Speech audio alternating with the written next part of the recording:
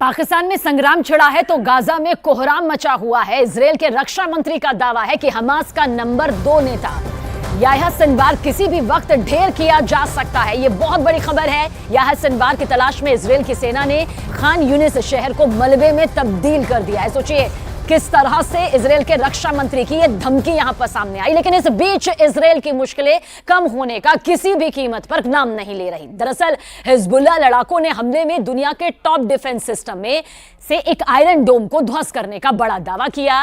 7 अक्टूबर की सुबह भी हमास ने आयरन डोम को चकमा दे दिया था।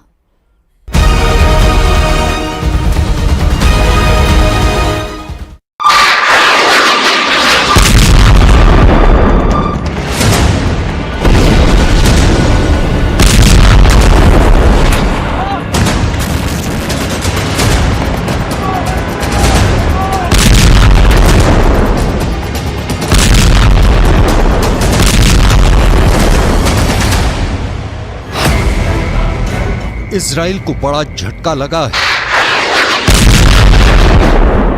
नेतन्याहू का गुरूर टूट गया है,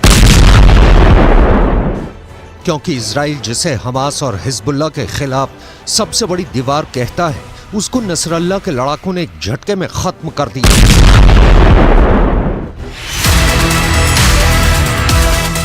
हिजबुल्लाह का दावा है कि उसने इजराइल के आयरन डोम को एक झटके में फोड़ दिया है। नसरल्लाह के लड़ाकों ने इजराइल के आयरन डोम के 2 सिस्टम तबाह कर दिए हैं। एक आयरन डोम की कीमत $100 मिलियन है। हिंदुस्तान की करेंसी में बात करें तो करीब 800 करोड़। मतलब हिजबुल्लाह ने एक झटके में इजराइल के 1600 करोड़ रुपए तबाह कर दिए। हिजबुल्लाह का कहना है कि उसने उत्तरी इजराइल के कब्री में उसकी बमबारी ने बड़ी तबाही मचाई। यहीं पर आयरन डोम सिस्टम तैनात था।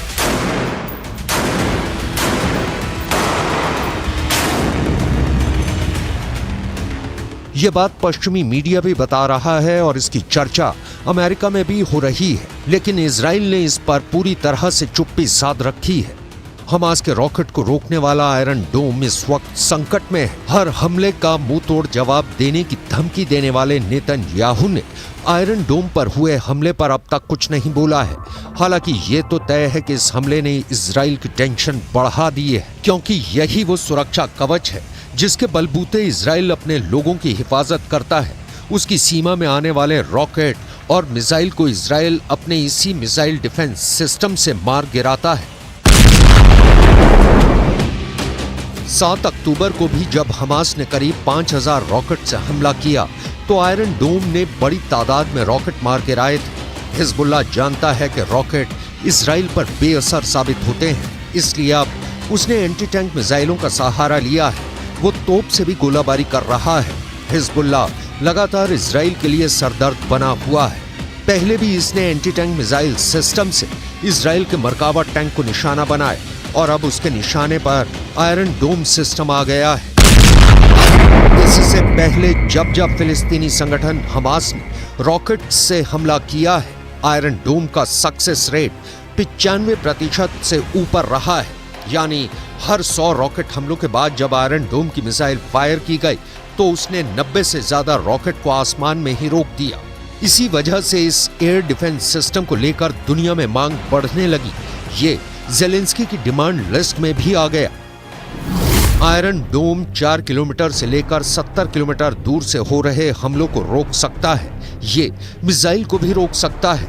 ये रॉकेट के हमले भी रोक सकता है और तोप के गोलों को भी रोक सकता है। इजराइल की ये हालत देखकर कह सकते हैं कि इन हमलों को रोकने के लिए आयरन डोम फेल साबित हुआ है और इस्तेमाल करने पर बहुत महंगा भी साबित होता है, क्योंकि 1 लाख रुपए की कीमत वाले रॉकेट या तोप के गोले को रोकने के लिए इससे 2 मिसाइल फायर की जाती है, जिनकी कीमत रेंज के हिसाब से 70 लाख से 1 करोड़ रुपए हो सकती है। यानी एक रॉकेट जिसकी कीमत 1 लाख रुपए भी नहीं, उसको रोकने के लिए इस हथियार की इतनी बड़ी कीमत हैरान करती है। अब खुद आयरन डोम पर हमले ने बता दिया है कि नेतन्याहू का कोई डिफेंस सिस्टम पुख्ता नहीं है। दुनिया के सबसे बेहतरीन एयर डिफेंस सिस्टम माने जाने वाले आयरन डोम पर अटैक की खबर ने इजराइल को 440 वोल्ट का करंट लगा दिया है। ये नेतन्याहू के लिए भी बहुत बड़ा झटका है। लेकिन सवाल है कि अब नेतन्याहू इन हमलों का जवाब कैसे देंगे।